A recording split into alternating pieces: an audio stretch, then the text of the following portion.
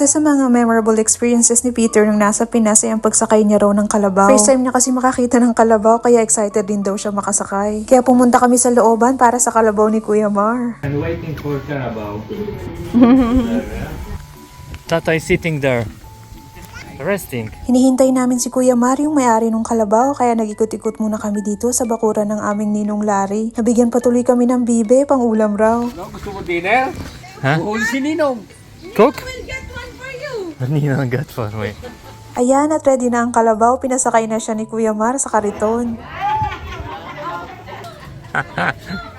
Babe! Babe.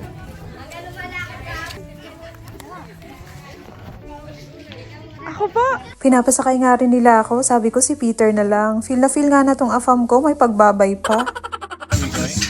Saan daw po tayo pupunta? Dinala lang siya dun sa kalsada ni Kuya Mar para lang talaga ma-experience niyang makasakay ng kariton at ng kalabaw. Tuwan-tuwa nga siya, pupunta pa raw siya ng palengke para bumili ng mga prutas at gulay.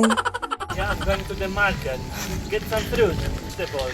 Kala ko pupunta talaga sa palengke kaya tinanong ko yung may-ari. Hanggang saan po ba? Iniikot lang siya dito sa malapit pagkatapos bumalik na rin sila. Thank you po. Sabi nga ni Peter para daw siya nagro-road trip kaya feel na feel niya. Sabi ko nga sa kanya dito, kapit na kapit siya, takot rin mahulog.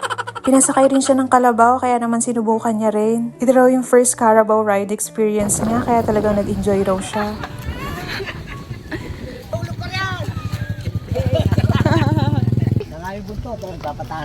Hold the tail.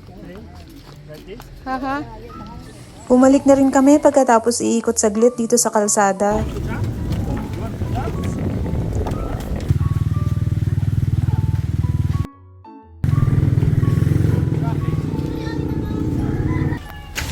Thank you.